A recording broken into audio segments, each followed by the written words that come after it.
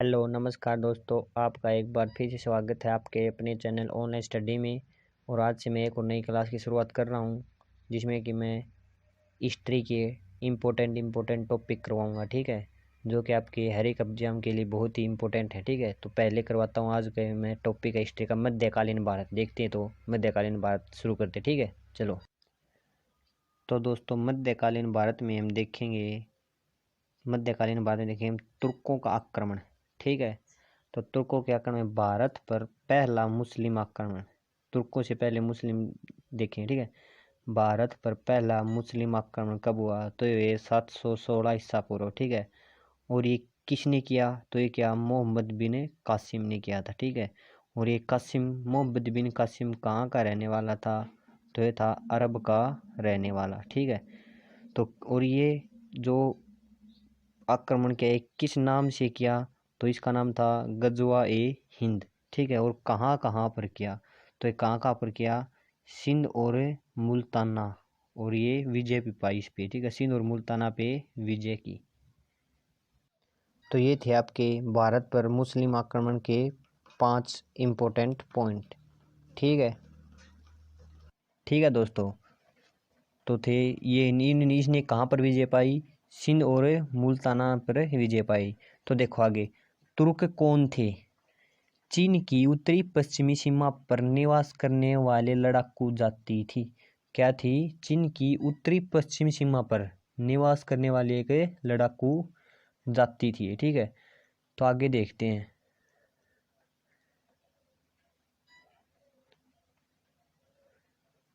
देखो, तो तुर्कों ने उभयवंशी शासकों के प्रभाव में आकर मुस्लिम धर्म अपनाया, और बाद में तुर्कों ने क्या किया था? मुस्लिम धर्म अपना लिया था। किसके प्रभाव में आकर? उभयवंशी शासकों के प्रभाव में आकर। तो देखो, पहला तुर्क कौन था? तो सुबुक्तगीन। ये किसका? और ये था अलपतगीन का गुलाम था। ठीक है, किसका गुलाम था? ये अलपतगीन का गुलाम। और इस अलपतगीन ने अपनी बेटी की शादी सुबुक्तगीन से करवा दी थी। किससे करवा दी थी? सुबुक्तगीन से अपनी बेटी की शादी करवा दी थी। तो देखिए आगे, फिर सुबुक्तगीन को किसकी उपाधि मिली? तो इसे मिली थी उपाधि अमीर उल उमरा की उपाधि मिलेगी इसको। किस चीज़ की उपाधि मिली? अमीर उल उमरा की उपाधि।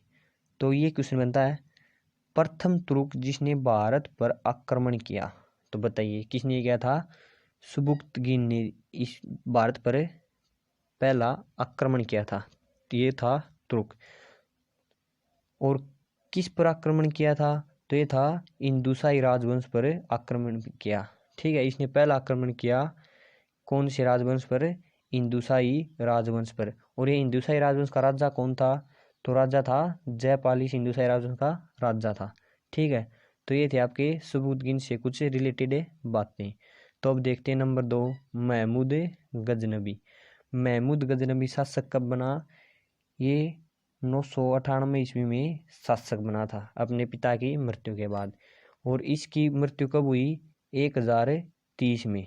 ठीक है, इसकी मृत्यु कब हुई? 1030 में इसकी मृत्यु हो गई थी। तो देखिए, इसने सबसे ज़्यादा भारत पर आक्रमण किया कितनी बार? 17 बार। कब से लेकर कब तक? 1000 ईस्वी से 1027 ईस्वी तक इसने भारत पर 17 बार आक्रमण किया। तो इसका आक्रमण करने का उद्देश्य क्या था? तो इसका आक्रमण करने का उद्देश्य था धन लूटना, कि ये भारत आता था, धन लूटता था और चला जाता था। तो इसका मेन उद्देश्य था भारत से धन लूट कर ले जाना। और महमूद बिन गुजनबी को हम इसे मूर्ति भजक और बुत सिकम भी कहा जाता है। इसे क्या कहा जाता है? मूर्ति भजक और बुत सिकमिन भी कहा जाता है। ये जहाँ भी मंदिर में धन लूटा था वहाँ की मूर्तियों को तोड़ देता था, तो इसे मूर्ति भजक भी कहा जाता है। ठीक है, इसके 7 आक्रमण देखिए जो कि प्रमुख हैं।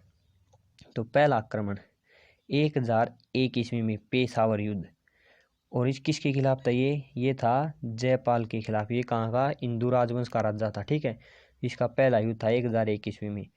सेकेंड युद्ध देखिए 1006 ईस्वी में मुल्ताना युद्ध। कौन सा युद्ध है? मुल्ताना युद्ध। किसके खिलाफ था ये?